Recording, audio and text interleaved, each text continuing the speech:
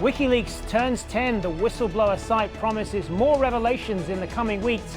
But what's been the impact of its publications, and how has this site shaped journalism over the past decade? This is Inside Story.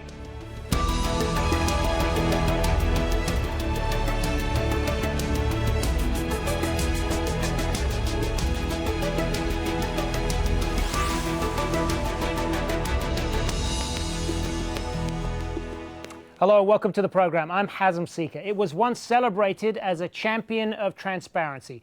The whistleblower website serves as the world's best-known source for leaked government and intelligence information. It's exposed corruption and misuse of power in many countries, including the United States. Critics and even natural allies in the media have faulted its uncompromising release of classified documents as irresponsible. And it may also be opening itself up to manipulation by governments. Wikileaks founder Julian Assange has also become increasingly controversial. He's been hiding in the Ecuadorian Embassy in London for the last few years now to avoid possible extradition to Sweden, where he faces questions over allegations of sexual assault. Wikileaks has caught the world's attention several times in the past decade. It first made headlines when it released manuals by guards at the U.S. prison at Guantanamo Bay, Cuba. In 2010, Wikileaks published the logs of U.S. military operations in Iraq and Afghanistan. It's also released a video showing a U.S. helicopter crew shooting a group of civilians in Baghdad. And in July, the site leaked emails from the U.S. Democratic Party revealing that top leaders were biased against Senator Bernie Sanders during the primary elections. Several officials resigned over that scandal. Well, let's bring in our guest then for today's show. In Berlin, we have Sarah Harrison, an editor at Wikileaks and close advisor to Julian Assange. In Washington, D.C., J.D. Gordon, former spokesman for the Pentagon and a national security advisor for U.S. Republican presidential nominee Donald Trump's campaign. And joining us from London, Alan Jones, a journalist with Britain's Press Association. Welcome, all of you. Sarah Harrison, let me start with you then. How do you see WikiLeaks' mission in 2016, and what do you believe are the most important things it's done over the last 10 years? I think our mission very much for 2016 and beyond is to continue the work.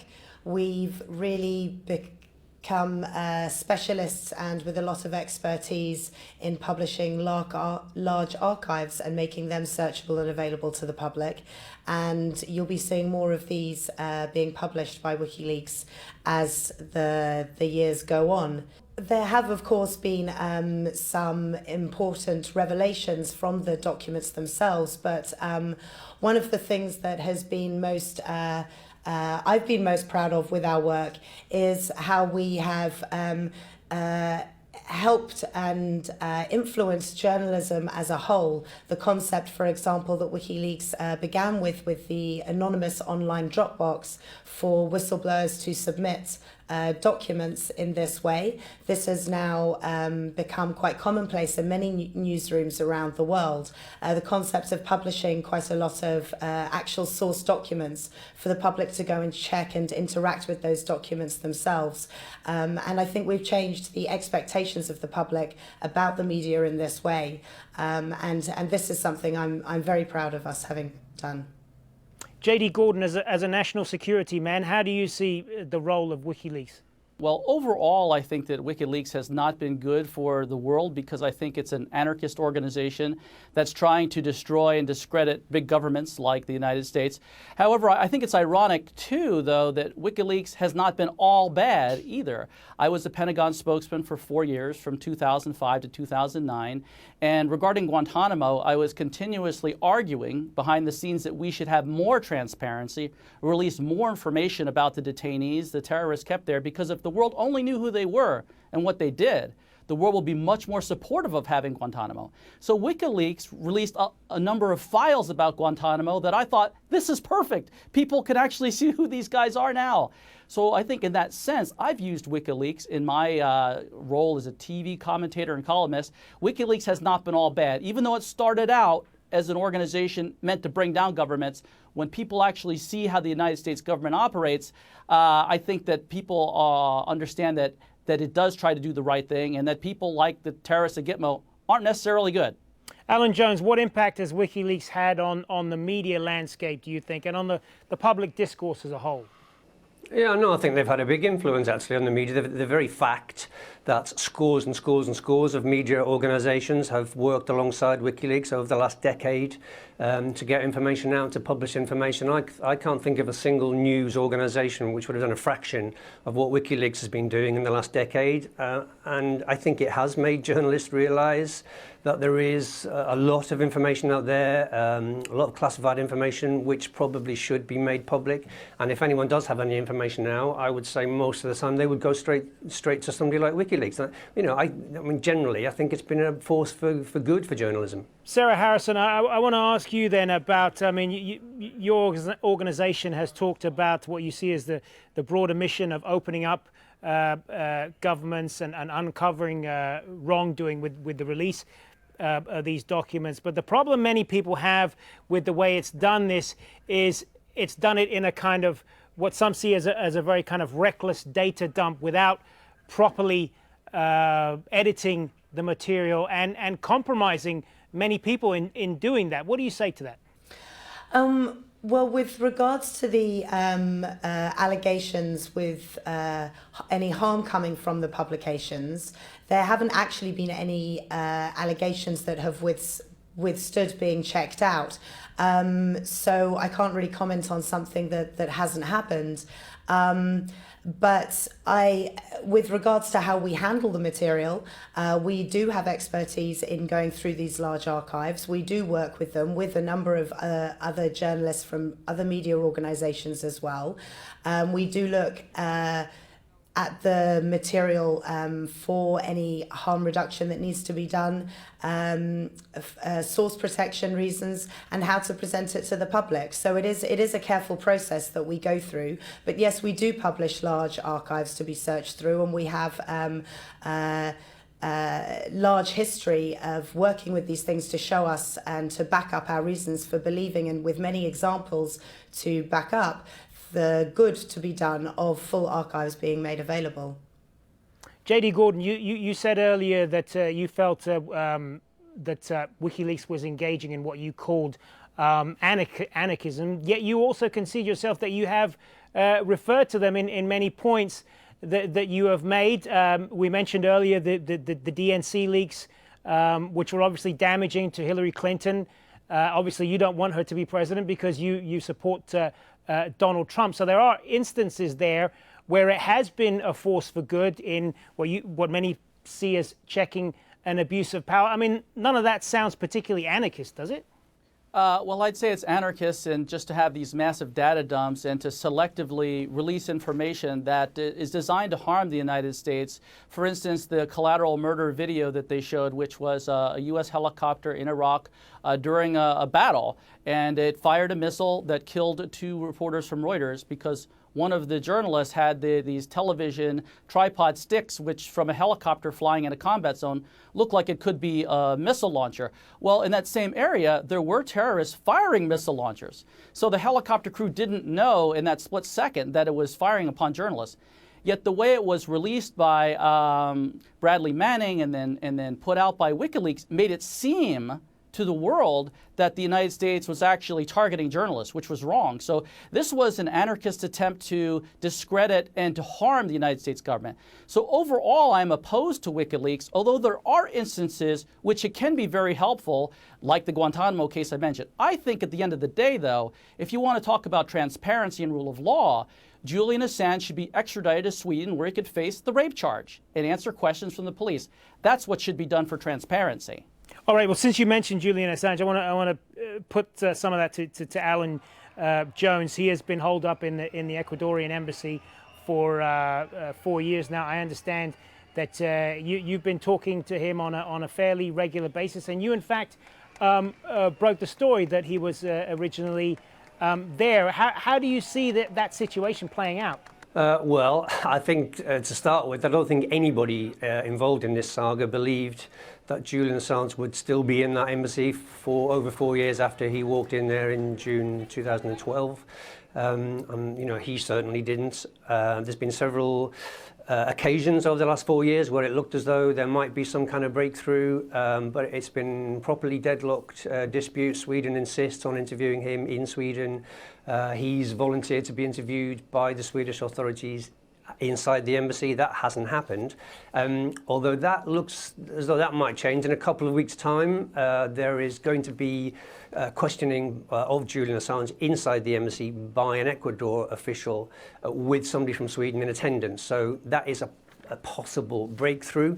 Also, I don't know if you recall, Julian Assange initially was facing a number of charges. 2 of them have now gone because of the time lapse. There's 1 left that will also go. I think it's 2020. So, you know, looking ahead, there are times when these things might be resolved. Although, having said that, Julian Assange is adamant that if he steps outside that embassy in Knightsbridge in central London, he will be arrested and eventually will end up in the United States, which is the one thing he's trying to avoid. Well, since WikiLeaks was founded, there have been many other whistleblowers, and we're going to show you a graphic of that now. In 2013, Edward Snowden leaked documents revealing the US government's mass surveillance programs. He gave the data to selected journalists for publishing. The Panama Papers were published earlier this year. World leaders and businessmen accused of committing fraud by using tax havens in Panama and the Bahamas. And in May, Greenpeace leaked files from negotiations for the US-EU free trade deal known as TTIP or TTIP. It says the documents prove the deal will be disastrous for the environment and people's health. So, Sarah Harrison, if I can come back to you then. This shows that WikiLeaks certainly has a few competitors now in the 10 years on since it started. But I think the difference with the way they have approached what we've just been talking about there is a lot of this information has gone through journalists where it's been edited and it's been given the right kind of conflict, the right kind of context. Are you not concerned that other people, other whistleblowers will tend to go to them more because that is the advantage that they have, rather than just being, just dumping the information in a kind of unfiltered way, in the way that WikiLeaks does? I think that the WikiLeaks model isn't actually exactly as described. We do go through documents with some large data sets. We put them out piece by piece. When you were reading that list at the beginning, actually, I was, rather than seeing them as competitors necessarily with regards to more leaks happening, to me, I just feel that there are now more organizations and more people that are doing the work on doing these type of actions on this sort of scale. And I just feel very pleased and proud if there's something that we have done in helping that trend, which I believe that we have. There are still different publication models out there and different ways to deal with these large sets. There's still only about 1% of the Snowden archive that has been published, and there are many calls for more of that to come out. So we do publish in a different way to many of the other places that you were talking about. Ours still bears fruit. Many whistleblowers are still coming to us, many different sources on a very regular basis. So I feel nothing but excitement and hope for our future. Well, we mentioned Edward Snowden there earlier, and we just showed some pictures of him. He has said that while he supports what you're doing in principle, he says that there is a need for WikiLeaks to more properly edit its material, and he should know what he's talking about, shouldn't he? What he actually said was he thought that we should engage slightly differently in the debate of whether we should be editing our material or not. But Edward Snowden had a very specific path that he wanted to take. He is very much an American patriot, and the motivation that he felt was very much that American laws and the American Constitution was being broken, that this information belonged in the American public's domain for them to decide what their country and their intelligence services should be doing. So it was a very specific action he took to approach American journalists. So he's coming from quite a different position than a global media organization is anyway. J.D. Gordon, do you think, I mean, we were talking about Julian Assange a little bit earlier, do you think his extradition to the U.S. Is likely if he ends up leaving the Ecuadorian embassy, and presumably that is something you would support? I certainly would support it, though I don't really think it's very likely. I think that he would be extradited to Sweden for the rape charge. I think he'd be imprisoned in Sweden for that. So I do think it would be good to have him in the United States, but I don't really see that as necessarily the outcome. I do think it's important to note that Edward Snowden, Bradley Manning, some of these alleged whistleblowers, I don't think are whistleblowers. I think they're disgruntled employees who had problems with their organizations, problem with their bosses and their colleagues. So they decided they were going to be the judge, jury, and executioner to release all this sensitive information. And we're talking over 1 million documents in Edward Snowden's case, tactics and techniques and procedures and information about the PRISM program, which showed how the United States collected information on the internet. That created U.S. companies to build all this encryption, these cell phones and other ways to communicate that are encrypted that terrorists can use, and we can't have access to them. The FBI can't. That makes a major terrorist attack like 9/11 more likely. So if we have another 9/11, God forbid, in America, we can blame people like Edward Snowden and Bradley Manning and Julian Assange for this type of chaos. But the people you're talking about have done this at great personal risk to themselves. I mean, you see what it's done to Edward Snowden. He's living a life in exile away from his family in Russia. Chelsea Manning is locked up behind bars. I mean, you talk about the fact that that there were other options. Surely they would have considered that, wouldn't they? Not necessarily. I mean, suicide bombers take great personal risk. They kill themselves. So I would say that Edward Snowden and Chelsea Manning aren't quite to that level. However, they decided to bring down the U.S. government. They took their best shot because of interpersonal conflict they had in the workspace, and they're paying the price now. Alan Jones, would you consider WikiLeaks journalism, particularly after the comparison that we made there with the other revelations that compared with WikiLeaks?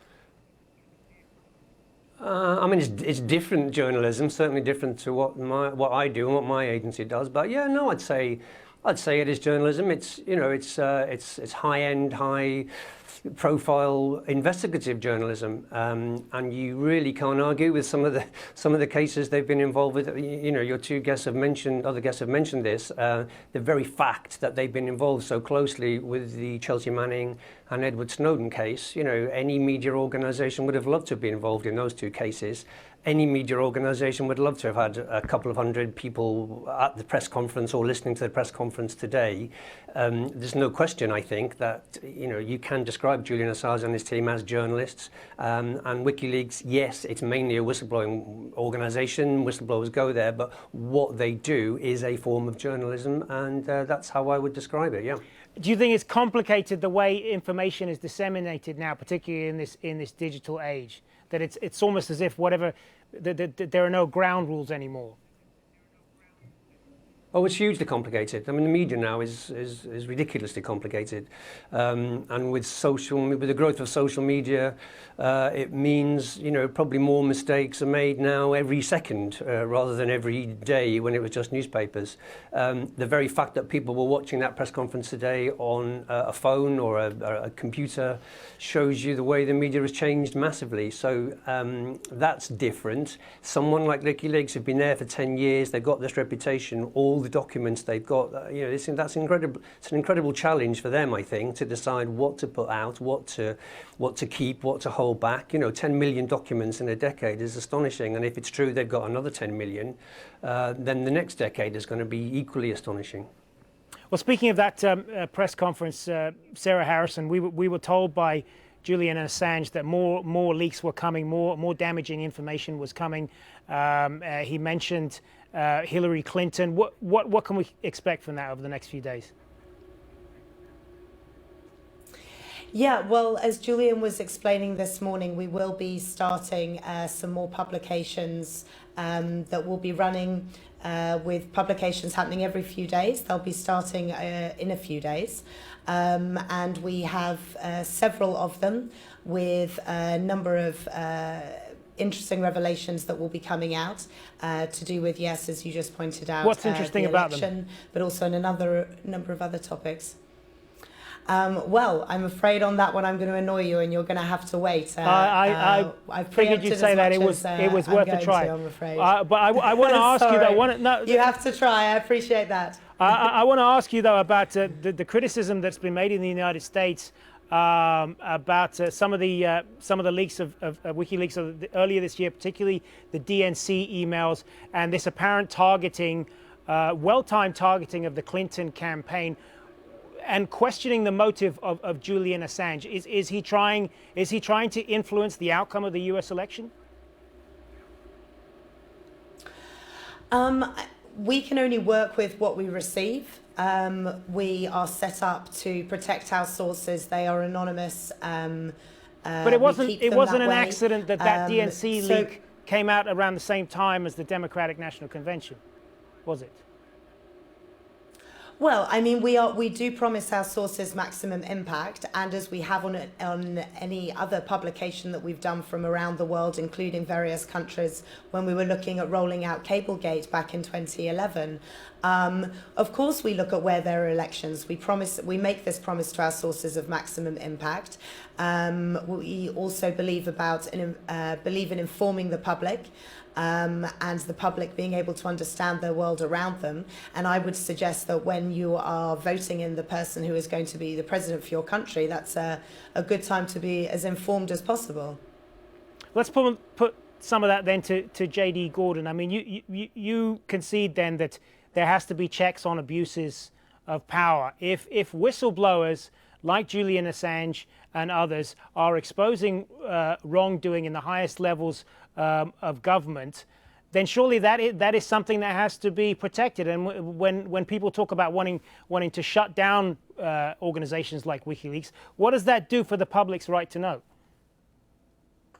Well, I think that the public does have a right to know about government transparency. I think that WikiLeaks has a silver lining of good. For instance, Julian Assange has been mentioning he's going to release these files about Hillary Clinton. Well, let's see them. I mean, I would be curious to see that as well. I believe that Hillary Clinton is the most corrupt major candidate ever to run for president in the United States. So there's no shortage of material that he has there. I don't know if he has part of those 33,000 emails that she deleted, which was against the law. She destroyed the government records. I don't know if he's got that.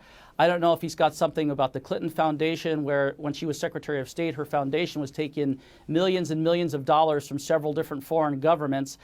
We've never had something like that in the United States. So Julian Assange certainly doesn't have a shortage of material out there to release. And he could, in fact, tip the balance of the United States presidential election. That said, overall, I still am opposed to WikiLeaks because they don't filter anything, I don't believe. So I think most governments do operate with transparency, with the rule of law, with democracy, most. However, Julian Assange doesn't discriminate. Alan Jones, I'll give what's probably going to be the last word to you in just a half a minute or so that we've got left. What are you expecting over the next few weeks then? Well, I'm not sure we don't know what to expect. Obviously, Julian Assange said this morning there will be more documents released starting later this week. It does seem as though it's going to be about the elections in the United States, so that's where his efforts seem to be at the moment. And I would just end off, if it's the last word, to say that journalists are often attacked, and they're often just being the messenger. And company organisations like WikiLeaks is kind of the messenger, and it's not surprising with what they're doing. And on that note, we will have to leave it. Good to speak with all of you, Sarah Harrison, J.D. Gordon, and Alan Jones. Thanks very much for being with us. And thank you for watching another Inside Story. As always, you can see the program again anytime by visiting our website, aljazeera.com. And for further discussion, go to our Facebook page. That's facebook.com/AJ Inside Story. You can also join the conversation on Twitter. Our handle there is @AJ Inside Story. For me, Hazem Sika, and the whole team here, bye for now.